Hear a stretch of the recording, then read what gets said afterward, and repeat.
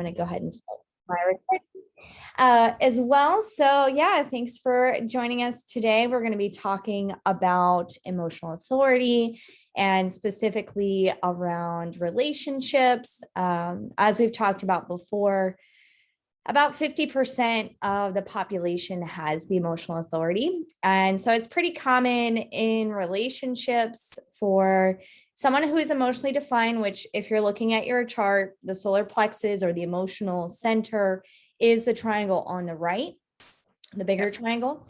And so, yeah, a lot of people will come together where one person has it defined or colored in as part of their design, which makes it their authority, and the other person might have it undefined. So we're just going to explore a little bit more about that, because when there is an emotional authority involved in a relationship, now the relationship is ruled by that emotional authority. So what happens a lot of times is that there will be splenic people or people that are meant to be spontaneous that are with people that are emotionally defined, which again, the emotional center demands that we wait. Okay. So if you've seen any of our other videos, we have talked about the emotional authority and how it produces a chemical process in the body that operates through your nervous system.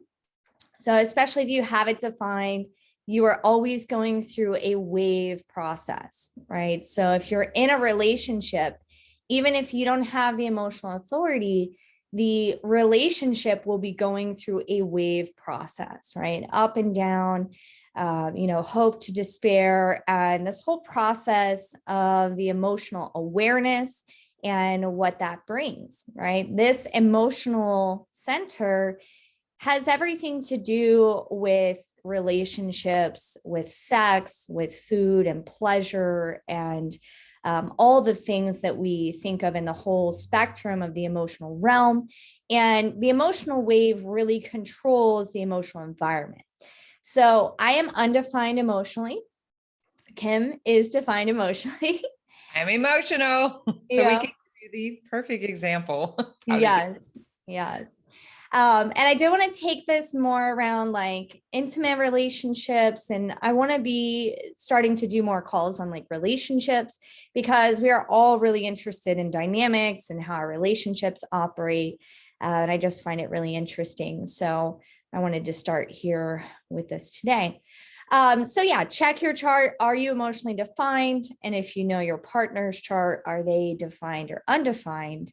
And see where that's at. Because what happens, like we were talking about, if someone has the emotional authority and they're designed to wait, like their authority demands that they take their time, that they push things away, that they withdraw before they act, right? This is the whole energy of the emotional authority. And then a lot of other people are spontaneous, right? They're splenic, or maybe they're not. Maybe they're a self-projected projector or a reflector. There's still like a demand to wait in or that. they know right away what they want. That's how I see it. They're just like, they just, and I'm sitting here like, where were we eating at this week? And I think it's when we were at the beach, and I got up and I walked around the restaurant and I went look at everyone's plate and what they had. And then I came back down. We're so weird. Yeah. Yeah, it's interesting. And that's a good point. Like even with food, like I'm undefined emotionally. And my partner right now, he is defined emotionally, right? So my parents are emotional. I've been around a lot of different emotional beings, and being undefined, I've had a different experience than say Kim, right? So you've been around people who are defined as well or undefined. You have your own experience around that. But yeah, being open to it shows you the whole spectrum of the possibilities and each person's unique imprint around their emotional energy and all of that. So it's a very interesting process. But yeah, especially, if the relationship is emotionally defined, we have to encourage, whether or not we're defined emotionally, we have to encourage the relationship to embrace that process of the emotional wave. Because like we've talked about before, we should not be making decisions in the high or in the low. when there's an emotional authority being around, right? Because they need to wait, right? Even if they're excited and they're in the high and they're like, yes, I definitely want to do this. If your partner is emotionally defined and they're in that space, you can encourage them to wait. Like, okay, yes, I hear that you're excited. Let's talk about it again tomorrow, right? Let's see how we feel. And what really helped me is understanding that you get the yes or no, but you have to wait through this so it stays consistent. That made a difference for me because I was still trying to like fill into the high and fill into the low to get my yes or no. Yeah. And then it was like, wait, we actually have the sacral defined. So we do have that about if we want it or don't want it, right? And then we sit on it and wait. And if it stays, if the answer stays the same. Yeah. And the whole thing about the wave is that the time that you're waiting through it, it's actually a movement away from the thing, right? So you're making a decision and you're an emotional authority being, and here's the decision. But as you're moving through the wave, you're actually getting farther away from it because that's the only way that you can get clear is like the further you are away from it. Now, there's so many different ways that the emotional authority can be defined, and everyone has like different flavors of their wave, depending on the gates and the channels and many other factors. But that's also going to play a big role. I'm undefined. So anyone who's undefined and is in a romantic relationship with someone who is defined, you also have to track the wave of your partner, right? You want to know what kind of wave they have, but don't hound them. Don't be like, oh, how are you feeling today? Are you in the wave? And things like that. Because let me tell you what not to do with your partner. Come into the door and put a crack in it and say, I'm just seeing who you are today. Ooh.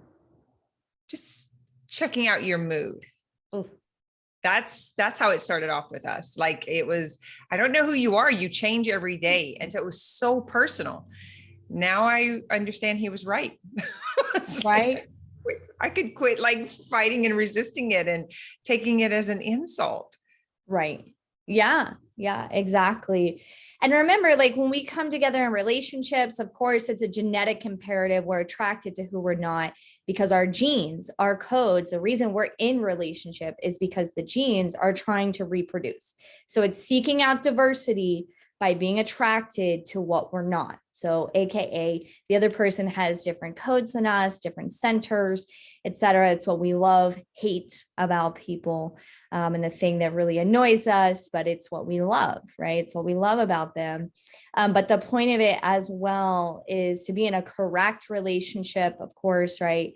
And as we do more calls about relationships, we'll see that getting into the relationship correctly is the number one most important thing according to your type, right? So if you're a generator, was it from response, right? If you're a manifestor, did you initiate the relationship? Because if you didn't, that relationship is not going to work. As a projector, were you invited, right? As a reflector, did you wait your lunar cycle and then come into it, right? So always look back to that, like, how did I enter? But yeah, when it comes to supporting the emotional relationship, like Kim is saying, right, we don't always want to like hound the person and be like, how are you feeling today? Because that is our tendency as undefined beings, because we are not built to constantly be in an emotional environment. Like naturally to us, we don't have that. We don't have that emotional energy.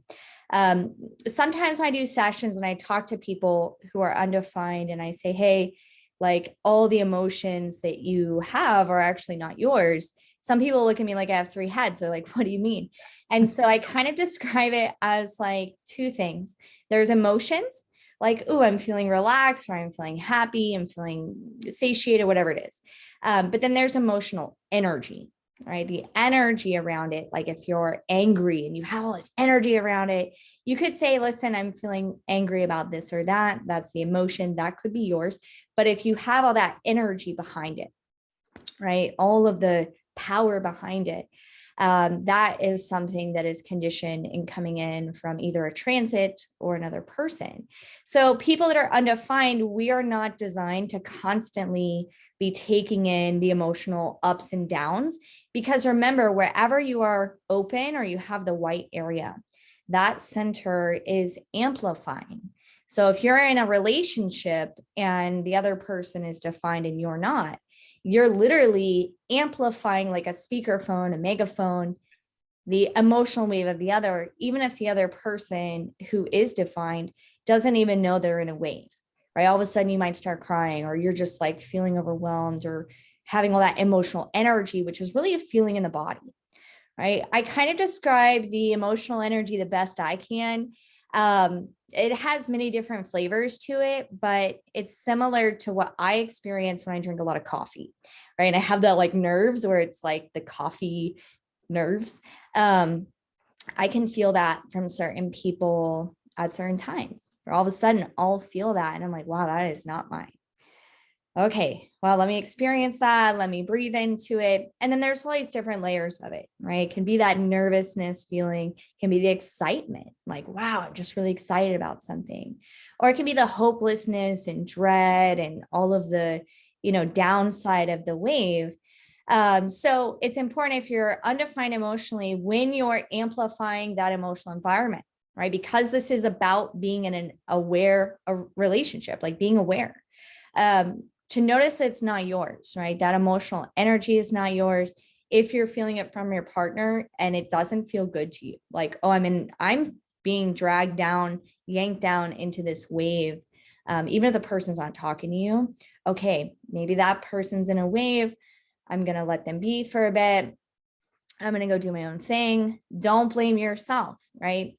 All shame, blame, and guilt comes from the emotional center, right? So we all do that. We try to find blame, shame, and guilt, whether or not we're defined, because there's nothing wrong, right? So if you are emotionally defined, there is nothing wrong with you going up and down. You have to be allowed in a partnership to experience the full realm of your emotional wave, right?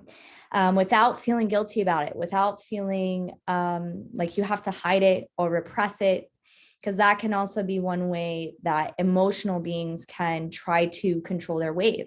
Like, oh, I'm just going to ignore this part of my wave, or I'm going to, keep it in, right? Which is not the point of the wave. Doesn't work either. Yeah. It's very frustrating. So a couple of things that have worked without knowing for us, like, so my husband is a 1-3, very left brain. I am all right brain 6-2. So that actually is working for us. So he gets to do things his way. He's very organized, list building, gets it, does all this. And he is non-emotional and I am emotional. So the problem has been the reflection and projection. It's that taking it on and then throwing it back and not wanting to keep it. So it's like the hot potato. Yeah, That's right. what's been happening. And he doesn't like the discomfort. He's not emotional, so he doesn't like the discomfort of it. So then he saw it as a fault. And I took it as a fault because I didn't have the self-esteem. And so of course it was me, I'm moody. I'm like, I remember blaming it back to like, yeah, my mom was kind of off, and she did this. So it's probably that. I'll probably always be depressed. Like, that's how I was buying into it. So I want to say that because there's some of you out there who are like doing the same thing. Right. So I want you to be aware of it. That's not true. And that being accused of being moody is what creates that resistance that stops us from being. And since I've been practicing human design and being in the low, because the low is a very long lull. It's like, it's kind of like that melancholy, that low. And the high is like, it's so fun and it's so good. And you want to go out and create a whole bunch of stuff and then it's short-lived. Right. It's like really tricky. And, but getting to know it and understand it, and then preparing myself according to it, because I'd been watching it long enough to know how long it lasts and where to go. And then also being like distancing myself, like physically distancing myself, so that we don't have that response. So for us, he has a shed outside, like he's hunting right now. I love to work, and I have a playroom that has all of my books in it. When the kids move out, I actually have 3 rooms plus my, my business. So we both have a lot of space. Right. It's like recognizing what havoc it creates whenever you're coming in that high or in that low. Like, I got excited. We were talking a couple of days ago and my son-in-law was here and I was excited and I was explaining. He was like, whoa, whoa, whoa. Settle down. and it's like, it's because he takes everything on. So Right. interesting. Yeah. Yeah, it really is. And we have to teach our children, like, especially if you have a child who is emotionally defined, we have to teach them how to express the emotions and when to do that, without the blame, shame, or guilt. So you don't get this feedback loop because half the world is undefined. So we're trying to tell the emotional people, like, yo, like, stop doing that. Like, we don't like it. And the emotionally defined people are like, I just need to express myself and feel and like accept me, so it creates that shame and blame cycle, where really it's more about coming to truth, right? That's what the emotional authority is, the wisdom around it, around, what the experiences are, what the tribe needs, what the individual is, right? Because there's different circuits in it, right? And how different kinds of waves, right? And so a lot of people have a lot of different kinds. So yeah, knowing that about your chart will be helpful. But if you have a partner who's emotionally defined, as an example, like I said, my partner is emotionally defined. And what I've been learning with that is not to pressure them to answer in the now, because first of all, the whole relationship, there is no truth in the now because we have to go through the wave. Even if I know in the moment, like what I want or what I want to do, because I'm sacral, right? If I pressure my partner to give me an answer, it's not always a nice answer. So the undefined emotionally people will regret pushing the person into giving you the answer, because if an emotionally defined person tries to spontaneously answer, most of the time it's not even their truth. They're just spitting out an answer and then they're going, wait, no, I actually don't feel that way. So I'll, for an example, ask my partner, like, hey, do you want to go do this or that? And I'll immediately sense him starting to feel into it. And I go, okay, I'm going to ask you again later. And then I ask again later. I say, you don't have to answer right now. Come back later. Okay. Would you like to do this or do you want to do that? If he's still not sure, I'll be like, okay, we'll figure it out later. So I kind of keep checking in at periodic times and letting him know that there's not a pressure. Like, don't have to answer right now. Let's feel into it. Because it's healthy for the emotional being to be indecisive, right? So Kim, what's your experience with that? Oh my gosh.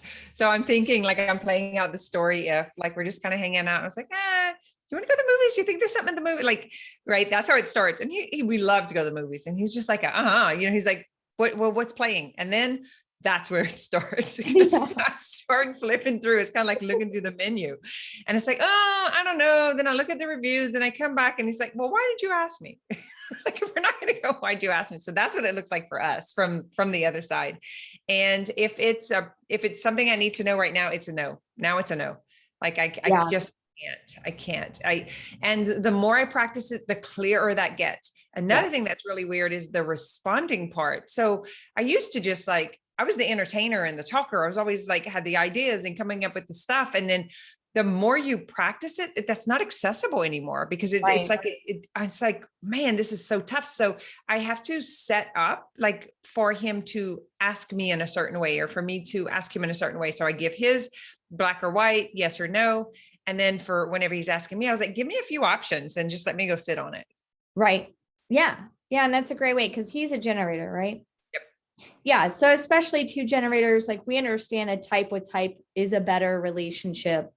And then as we do more calls, we'll go into other things, but angle with angle and all that stuff. But yeah, so two generators, especially when one, because my partner's a generator too, right? So we have an emotionally defined generator and a sacral generator. It's important for both of us to ask questions. The sacral will know in the now, like, I want to do this or that, or no, I don't. But yeah, just continuing to go back and forth with the questions until there's some sort of clarity. And then also you can ask your partner, like, how nervous are you, right? Like if you're undefined and you're, let's say it's a big decision and they're kind of like hesitant or they're feeling rushed or they're feeling like really uncertain about it. Ask them, well, how's your nerves, right? And this is why I clarified with the coffee, right? The coffee feeling, because sometimes people associate nervousness with like weak character. And that's not it, right? It's not like, oh, I'm afraid and I'm a scaredy cat and that's why I'm nervous. No, it's like literally your nerves, right? Like, okay, I'm not sure how this is going to feel. It is associated with fear because the solar plexus is a fear system, right? It's about wisdom, but the nerves is coming in through fear, which fear is awareness and information, right? It's not something to avoid. So you're going to ask them, how are your nerves? And if they're like, well, I don't know, this and that, and I'm not really sure. Okay, let's see if we can wait longer. Always encourage them to wait longer. Or, let's say they're talking to you about some important decision with somebody else. And you can say, okay, maybe call them and tell them that you need a couple more days, right? I know they're pressuring you to answer by tomorrow, but you should really try to be clear. Let's sleep on it. Let's talk about it tomorrow. So we as undefined can help support the emotionally defined. And then the emotionally defined also has to understand how sensitive and conditioned we are too with the emotional environment, because we actually don't have that as part of our design, right? So we're very sensitive to like the energy in the emotional realm and what's going on. So if there's like heavy emotions, like we're going to amplify that times 100, right? So we might be crying or like, even if we're very aware, like I've been doing this for 8 years, I'm very aware of my undefined emotional center, growing up in an emotional household, being with an emotional being, right? I always thought I was very emotional, right? I was surprised when I learned that I was not emotionally defined. Turns out that's not true. Yeah. Here's an interesting part too, is what about traveling? So for us to travel together, a couple of things. So when I'm packing as an emotional, and I like to travel with other emotionals because we bring a whole bunch of stuff because we don't know how we're going to feel that day. So it's like, I still haven't unpacked from retreat because I had so many outfits that I did not wear, but it was like, I needed to have that option because I have to feel into what I'm going to wear that day. And he doesn't. Like, he knows exactly what he's wearing. He packs strictly that, way different. And it's the same thing with, I'm on the fly. So it's like, I like to travel and go and decide where to stay. So it'll look like this. I don't know how many hours I can drive today. So I'm going to figure out, man, I still got a lot of drive. So I can go another 4 hours. I can go another 6 hours. Right. And he wants to know where we're going to stay and sleep. When I'm by myself, I'll go make U-turns. I'll turn around. I'll push it through. The last time I came back from Colorado, I did 17 and a half hours straight. Like, I can do that. And it goes by how I feel. Right. So I don't know. Like, I was like, I might be home in 2 days and I might be home in 1 day. So he drives him crazy. Like, it's like, he needs to know, and it needs to be specific, and whatever plan I decide, I need to stick with. And so this can create a lot of havoc in relationships. Yes. Yeah. Especially, and this is why we talk about whenever anyone gets like a relationship reading, like we never just go right into relationship readings. And a lot of people, when they come into human design, they're like, oh, I'm going to look at my partner. It's really complex, but we always do each person individually and separate, because that's all that really matters. If you know who you are and the other person knows who they are and how to operate.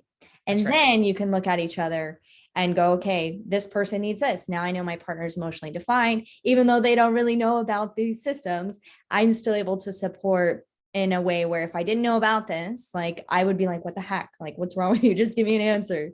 Like, why are you always indecisive? So we see a lot of like recurring issues that we have with our partners might just be an underlying dynamic that we have to accept and actually support, and then know what we need to ask for ourselves too, and how to still stay in our own authority. And things I didn't do pull his chart till at least 2 years in. I mean, I was really trying to figure myself out, and I was doing it probably mostly for business and business relationships that kept going quirky, it's like, what is it? What's going on? And then as I learned and I was starting to understand myself better, I could hear him saying that about me. But I was so resistant and I was so defensive, and so I couldn't hear them. But as I learned about myself, I was like, man, Bucker's intuitive. Like, he knows. It's like so it's like, that made me mad too, because I was like, oh, all this time. So I was like, he's way wiser than I thought he was, and he's like, I know you like the back of my hand. Like this, like, what? You don't know me at all. You don't, and I had all the reasons why I was such a little victim, or in a martyr in the relationship and all this stuff. So it was really interesting to watch it play out. And the last time, it was probably about year and a half, maybe 2 years, that we went to Yellowstone, and it was he retired. Here's me, right? feels like a good time. Let's go the day after you retire. Right? Without practicing traveling without a schedule. It's horrible. He still was trying to get home for work in his mind. Right. And he was like on this schedule, which didn't exist. It was all an illusion, needed to get to Yellowstone. So he didn't want to stop. I wanted to hang out in Colorado Springs. I wanted to go to dinner. It was like, I'm playing in Estes Park. And he's like, we got to hurry and get there. And I didn't have it planned out for him to be comfortable. Right. And my flow and up and out was very uncomfortable for him in the vehicle together the whole entire time, no separation. And so that was a huge teacher for how I could have done this differently. And I also want to say he doesn't understand, believe, or want anything to do with human design. And that happens. And I hear my clients like kind of complain about that. It's not necessary. What's necessary is for you to know about yourself. And when you start operating correctly and you're very comfortable with that, then you can begin to explore it and explain it. But just you making those shifts, just knowing that about yourself, changes everything. Yeah, definitely. And, I've done a lot of sessions where people are like, oh, I wish my partner would get a session. They're not open to it. But then couple of years later, after they see that the person is like operating more in themselves and correctly, and you can feel that frequency, then their partner might come along or, but you definitely don't need it. It's not about anybody else being in their authority. It's just about you. And this is about your purpose, right? So we want to be in correct relationships so that they facilitate our being in our purpose, right? And whatever that looks like. So I think in the future calls, we'll do some stuff about what that looks like, because there are ways to see in a chart, like if it's a not self relationship, right? And there are some people who have been in these relationships for 20, 30, 40 years. And, you spend a lot of time with a person. And so then how to deal with that too, how to work around, where there's parts of yourself or things that you're not able to be your full self, or lots of compromises and dominances and the love-hate dynamics. You can see all of this stuff in the codes, right? So that's why it's so important to enter the relationship correctly. And even then, relationships are not always meant to be for the long haul. Forever. Right? Yeah. Like some people have different karmic cycles, like 6/2s. We are karmic, which means like we are meant to be in certain situations, whereas other people have like the right angle or the personal destiny, right? Like a 1/3, right? So Kim, for you, your relationship, this is karmic. This is somebody from your past, in a sense, right? And for him, this is not karmic. It's a very personal situation. So yeah, I would just like to explore more of this and talk about it. So Kim, do you have anything else you want to add? I know we're at like our time, but not at this point. So we're right at the edge of ending this. So I don't want to open up another topic. If anyone has any questions, you can post below and we will come back and answer them. If you have been studying your design and you are at the point where you want, Danielle does do this, personally. So if that's something you want to look at, or even look with your partnership, it's like, it's kind of tricky, Danielle, whenever we start looking like, oh, we need to know that, why it's not working. And, like we need to figure this out. I think the biggest favor this has been for me is breaking the codependent cycle. Yeah. Stepping into personal responsibility, giving myself permission to, some call it flaky, some call it wavy, some call it moody. I actually enjoy it. Yeah. I don't have a problem with it. And the low has now become the most beautiful opportunity for wisdom that I could not have imagined. Right. Just by being in it and allowing things to come through. And then whenever it comes out and I come out of it, I'm so clear about it. Like I've actually gotten to look forward to it. Whereas before I was like, oh, here it comes again. It's like walking or swimming in wet cement. It's just like, couldn't move through it. It was so terrible. And I wanted the high to be forever. I was always striving for the high because I'd become so addicted to it. I'm so like powerful when I'm in the high. I mean, I get so much done and so creative. And then I realized that was not helping me. It was getting me in a lot of trouble. Mm-hmm. Yeah. It's like right before we jumped on this call and I was like, oh, do you have the 36, and as we'll see in these future calls, like certain gates, right, make it very hard to wait or make it, like the temptation to jump. But like you're saying, is as you're waiting, you're following the wave, you are operating according to that like feeling and just waiting to make decisions. You prevent a lot of regret. And then, yeah, for any of us that are in relationships, even if you don't know what your partner is or anything about their chart, basically anything that we really don't like about our partner, right? Like, what if we could not let that like throw us off or like emotionally react, and learn to communicate differently, learn to accept them. Because that is the other part of this, is learning to communicate what you need. And ultimately, though, relationship patterns repeat.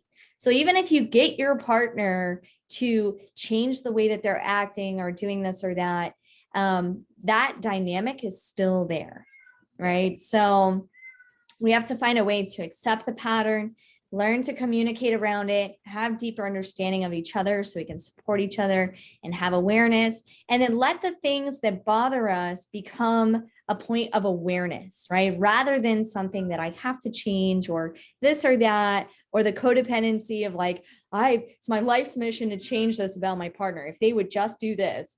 Wait, I'm just here like to help them get to the other side. That's another one that I hear a lot. Like this is my cross to bear for them in this lifetime. You know, there's like, I'll hear a lot of stuff like that. Kathy's commenting below saying, you did that in Colorado at the Mexican restaurant. I do this all the time. No apologies. I want to see what everyone orders. I want to know what I actually want to know, like if it tastes good too. Cause I'm like, gather all the information. Yeah. And no one's to blame. You know, if we just always take this approach that like nothing is personal, even when we think someone's being a jerk or whatever, you know, they were not being sensitive. And I mean, trust me, I get it. I'm very like in depth with my emotions because I am open to it. Right. And I'm a Scorpio and all these things. I'm very sensitive to even the slightest tone and all these things. And it's like, try not to take things personally and be objective, especially if you are undefined emotionally. Being objective and confronting truth and confronting how you feel, you know, and making the boundaries too, is really important. But no one is to blame for all the things that we don't like about each other. Like it's just code, right? So I really love the 4 agreements, and I always come back to the 4 agreements whenever we're talking about this. You know, it's because it makes so much sense. If we quit taking it personal, if we quit assuming, and we would start asking, we just continue to do our best. And we have to be careful with our words. Yeah, we say things, and those thoughts create things. Yeah. So anyway, I just say, take it back to that. All right, my friend, we're going to hop off of here. So for those who are watching, if you have comments, questions, if you want to come into the More Than Mindset group, we're both there. And our links are below if you want to contact either one of us. All right, guys. See you next week.